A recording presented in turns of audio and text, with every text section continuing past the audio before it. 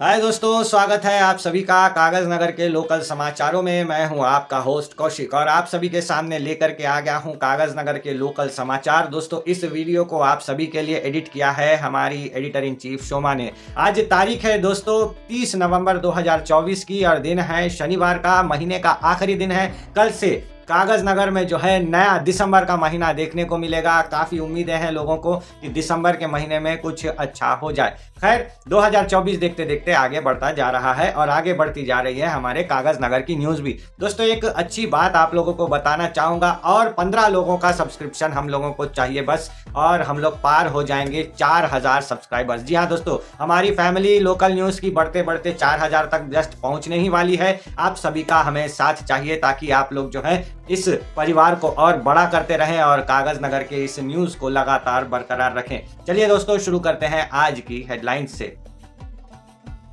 Voter ID पर जागरूकता अभियान। कागज नगर मंडल में बीएनएसएस सेक्शन 163 ईसगांव पुलिस स्टेशन के सामने धरना प्रदर्शन। एसपीएम में यूनियन चुनाव की मांग हुई तेज। महाराष्ट्र की तरह एक्स ग्रेशिया की मांग। मिल गया बाघ का चलता फिरता रूट। किसान की मेहनत हो गई स्वाहा। बच्चों को आ रहा है हार्ट प्रॉब्लम। सामने आए जमीन कब्जों के मामले। तो दोस्तों, शुरू करते हैं पहली खबर से, जो कि है वोटर आईडी कार्ड से जुड़ी हुई। कई दिनों पहले मैंने आपको न्यूज़ में लगातार बताया था कि कागज नगर में नया वोटर आईडी कार्ड बनने का सिलसिला लगातार जारी है। न सिर्फ कागज नगर में, पूरे देश में वोटर आईडी कार्ड अभी फिलहाल बन रहा है। इसी को लेकर के तमाम लोग अलग अलग तरीके से जागरूकता अभियान चला रहे हैं। मेरे एक दर्शक है और प्रिय मित्र है किशोर बाराई जी, उन्होंने भी अपना जागरूकता अभियान का पोस्टर जारी किया। कल उन्होंने ये पोस्टर मुझे भेजा, बहुत अच्छा लगा। मुझे लगा कि आप लोगों के साथ ये फोटो शेयर करनी ही चाहिए। बहुत सिंपल लैंग्वेज में लिखा हुआ है कि आपको एक्चुअली करना क्या है। दोस्तों, नेशनल वोटर सर्विस वाली एक पोर्टल है NVSP, इस वाले वेबसाइट पे जाके जो है आप अपना नया voter ID card enrolment online करा सकते हैं। आपको जस्ट क्या करना है, अपने फोन पे या फिर आपके कंप्यूटर में NVSP.in ये टाइप करके जो है ओके कर देना है। एक वेबसाइट खुल जाएगी आपको। उसके अंदर जाने के बाद नया अगर वोटर आईडी कार्ड बनाना है तो आपको सेलेक्ट करना है फॉर्म नंबर 6। फॉर्म नंबर 6 जैसे ही आप सेलेक्ट करेंगे, अगर आपके पास नया वोटर कार्ड की आपको ज़रूरत है तो आप इसे ईजिली बना सकते हैं। ये सारी चीज़ें हैं दोस्तों इस फोटो में लिखी हुई। जैसे ही आप फॉर्म नंबर 6 अप्लाई करेंगे, आपको आपका जो है वो डॉक्यूमेंट पूछा जाएगा। आप डॉक्यूमेंट में आधार कार्ड यूज़ कर सकते हैं, अपना ड्राइविंग लाइसेंस यूज़ कर सकते हैं, एड्रेस प्रूफ के हिसाब से अपने बिजली का बिल या गैस का बिल भर सकते हैं। दोस्तों, इससे क्या होगा, आपको कुछ जानकारियां देनी ही पड़ेंगी वोटर आईडी कार्ड के लिए। आपका प्रेजेंट एड्रेस आपको देना है, आपकी फोटो देना है और आपका जो है डेट ऑफ बर्थ पूरा चाहिए। ये सारी जानकारी आपके ड्राइविंग लाइसेंस और आधार कार्ड में मिल जाती है। दोस्तों, वैसे जेन्युइन बात करूं, आपको कुछ भी नहीं, बस एक आधार कार्ड अपडेट करा के यूज कर लेना है, आपकी वोटर आईडी कार्ड फटाफट बन जाएगी। आप जैसे ही एप्लीकेशन दे देंगे तब आपको एक स्लिप मिलेगी, उसको आपको डाउनलोड करके रख लेना है। 7 से 15 दिन के बाद में आपकी वोटर आईडी कार्ड जनरेट होके आ जाएगी। भगवान की कृपा रही तो 1 महीने भर में इसका एक जो कार्ड है पोस्ट के द्वारा आपके घर पहुंच जाएगा। अदरवाइज आप चाहे तो प्रिंट आउट निकलवा सकते हैं मी सेवा से। तो ये थी दोस्तों वोटर आईडी कार्ड से जुड़ी हुई फटाफट जानकारी। इसके लिए मैं मेरे मित्र किशोर दादा को बहुत बहुत ज़्यादा धन्यवाद देना चाहता हूं कि उनके एक फोटो के कारण मैं ये न्यूज़ के द्वारा आप लोगों तक वोटर आईडी की बात शेयर कर पाया। आप भी चाहे तो इस वीडियो को शेयर करके लोगों को वोटर आईडी कार्ड के बारे में फटाफट से बता सकते हैं। क्या हो रहा है, टाइगर घूम रहा है। टाइगर किसी के ऊपर भी हमला कर सकता है। बाहर कोई भी दिखा कि नहीं, उसके ऊपर टाइगर का हमला हो जा रहा। ऐसे में हमारे जो फॉरेस्ट ऑफिसर है, उन्होंने जो है तहसीलदार कागज नगर के, उनसे मिल करके एक रिक्वेस्ट रखी है। उन्होंने कहा है कि तहसीलदार साहब आप धारा 144 लगा दो, लोग बाहर निकलेंगे नहीं, टाइगर हमला करेंगे नहीं। तो ऐसे में जो है तहसीलदार साहब ने हमारे जो फॉरेस्ट ऑफिसर हैं उनकी बात मान ली है और ये नोटिस जो है जारी कर दिया है। पहले आपको बता दूं कि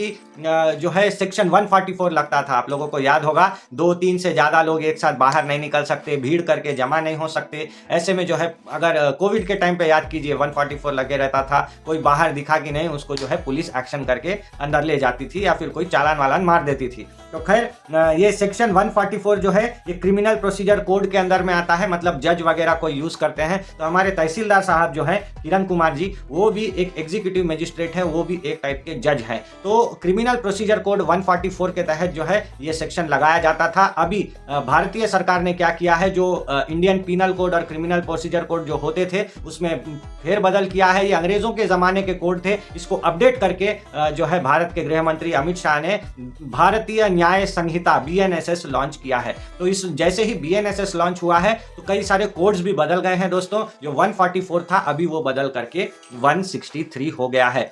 अच्छा, आपको फोटो बता दूं कहां कहां पे ये इंपोज हुआ है, अच्छे से देख लीजिए।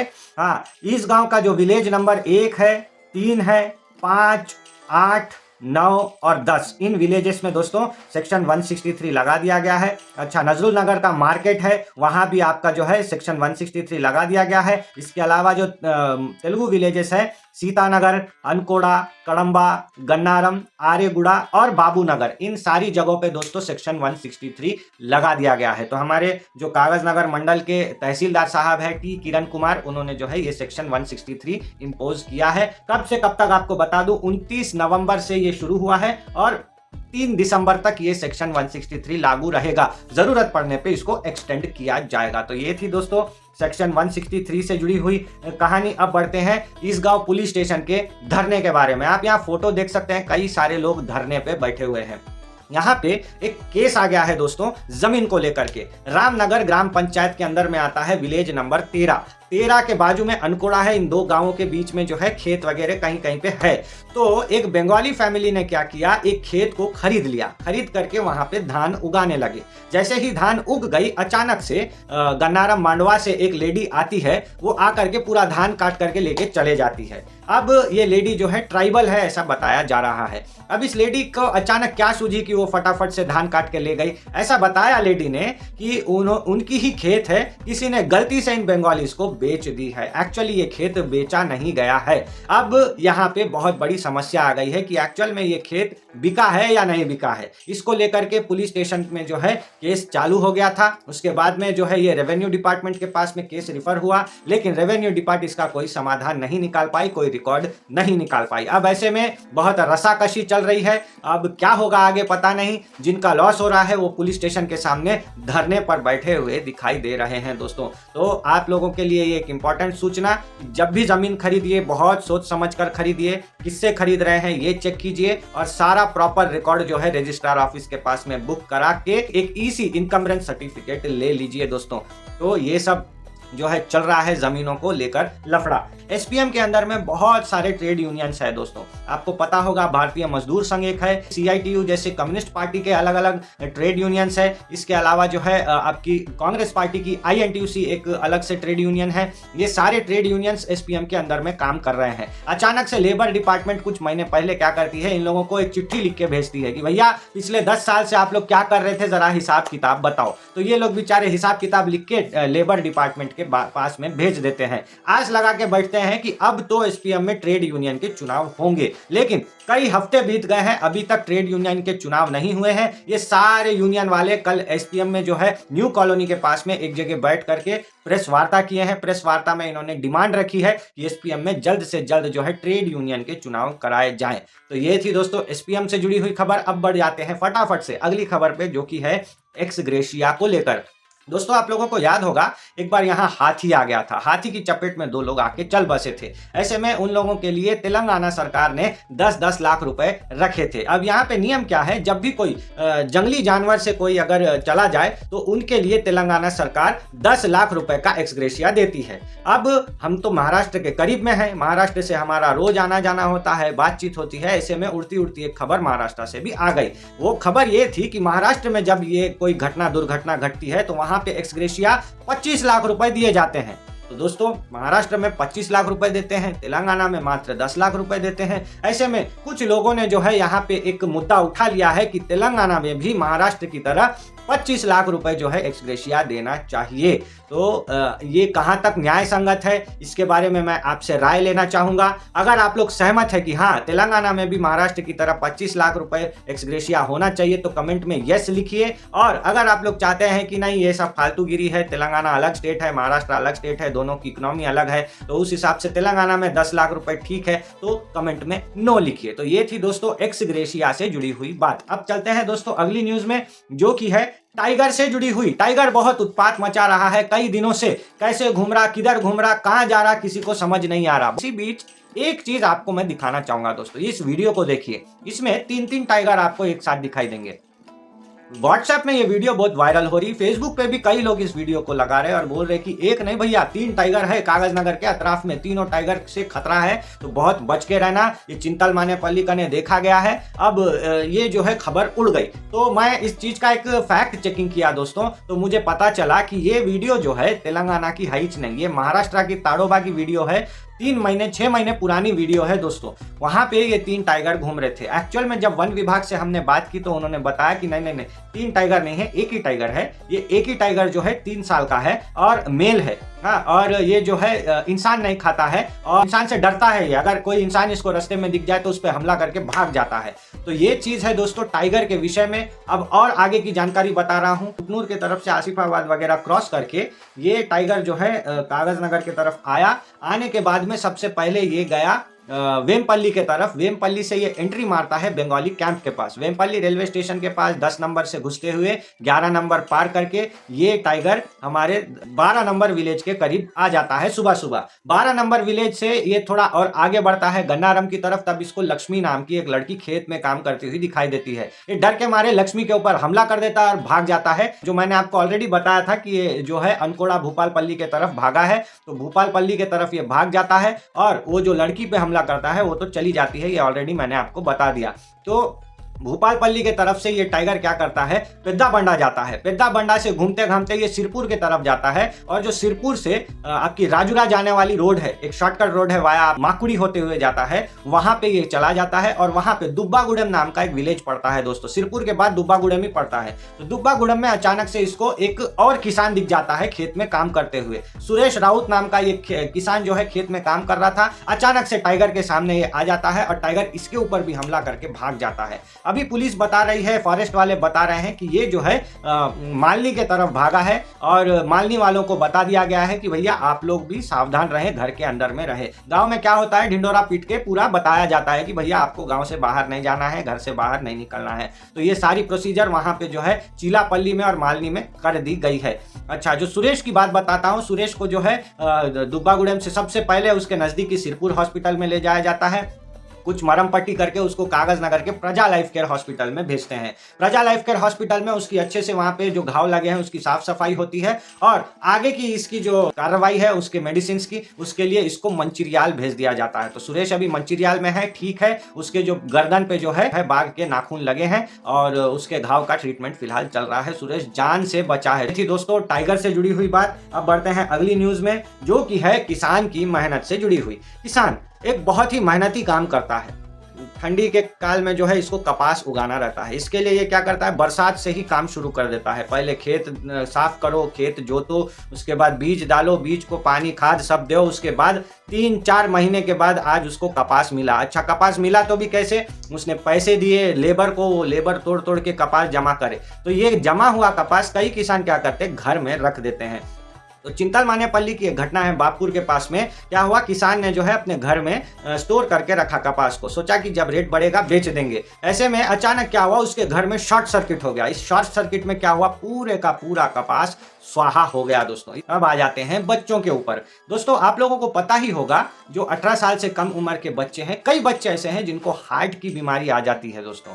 अब ये बेचारे ऐसा कुछ करते भी नहीं है कि जिसके वजह से इनको हार्ट की बीमारी आ जाए। हमने एक सर्वे पढ़ा ईनाडू पेपर में, तो हमको पता चला कि पूरे आदिलाबाद सेक्टर में, मतलब निर्मल, कोमरम भीम, मंचिरियाल और आदिलाबाद, इन चारों जिलों में मिलाकर 1613 ऐसे बच्चे हैं जिनकी हार्ट की प्रॉब्लम पाई गई है दोस्तों। बहुत ही गंभीर बीमारी है। आप लोगों को पता होगा, हार्ट, बीपी, शुगर, ये सारी चीज़ें ऐसी है, एक बार इंसान को लग जाए तो वो जिंदगी भर गोलियों पे ही जिंदा रहता है। तो 1613 बच्चों में हार्ट की प्रॉब्लम देखी गई। कुछ की इतनी सीरियस थी, 496 बच्चों की, कि उनको ऑपरेशन कराना पड़ा दोस्तों। ये काफ़ी गंभीर विषय है। अब इन बच्चों को अचानक से हार्ट की प्रॉब्लम आती कैसे है, इस बारे में जो है इस आर्टिकल में लिखा गया है। मतलब कोई बगैर दोष किए बच्चे लोगों को एक बनी बनाई जो है हार्ट की बीमारी उनको मिल जाती है। तो इसके पीछे कुछ कारण लिखे हुए हैं दोस्तों। सबसे पहला कारण ये है कि जब बच्चा पैदा होने वाला वाला होता है तो उसकी माँ प्रेगनेंसी के दौरान अगर बहुत ज़्यादा गोलियां खाने लग जाती है कुछ दूसरे बीमारी के चलते, तो बच्चे लोग कमज़ोर पैदा होते हैं, उनका हार्ट में प्रॉब्लम हो सकता है।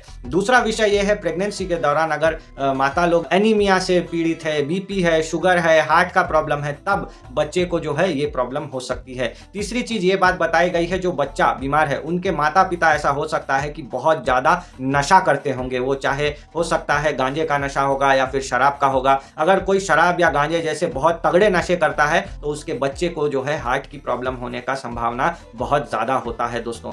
तो ये 3-4 मेजर कारण ऐसे बताए गए हैं जिसमें कि बच्चे लोगों को हार्ट की प्रॉब्लम हो सकती है। अब क्या करना बच्चे लोगों को अगर हार्ट का प्रॉब्लम आ जाए तो? देखिए, अगर बच्चा दिल का कमज़ोर है तो उसको जो है डराना, धमकाना, पीटना, मारना, ये सारी चीज़ें बंद करनी पड़ेंगी आपको। दूसरी चीज़, आप लोगों को बच्चे का ये ध्यान रखना है कि वो जो है कंफर्ट लेवल में रहे, स्ट्रेस में ना चला जाए, उसके स्ट्रेस का आपको ध्यान रखना है। इसके अलावा आपको ये भी ध्यान रखना है बच्चा स्पोर्ट्स एक्टिविटी में ना चला जाए। अगर स्पोर्ट्स एक्टिविटी में जा भी रहा है तो ऐसे स्पोर्ट्स में जाए जिसमें कि भागना, दौड़ना या फिर कूदना वगैरह कम रहे, तो इससे क्या होगा, उसका हार्ट ठीक ठाक रहेगा। अगर कमजोर दिल के बच्चे को आप भगाने दौड़ाने लगेंगे तो हो सकता है उसके साथ बहुत बड़ी दुर्घटना घट जाए। इसके अलावा और एक चीज आपको बहुत इंपॉर्टेंट याद रखना है, टाइम टू टाइम उसका जो है डॉक्टर का चेकअप आपको करवाना पड़ेगा। अगर आपके पास पैसे हैं तो अच्छी बात है, चेकअप कराइए रेगुलरली, पीछे मत हटिए। आप चाहे तो डायरी पेन लेकर के या कैलेंडर में नोट करके जो है हर 3-3 महीने में बच्चे का जो है चेकअप कराएं,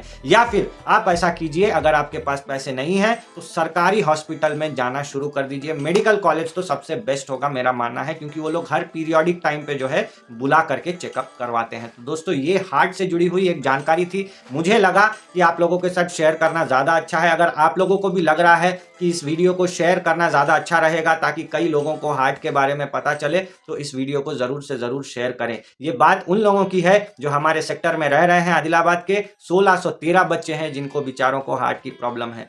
लगभग 500 बच्चे ऐसे हैं जिनकी हार्ट की ऑपरेशन तक हो चुकी है दोस्तों।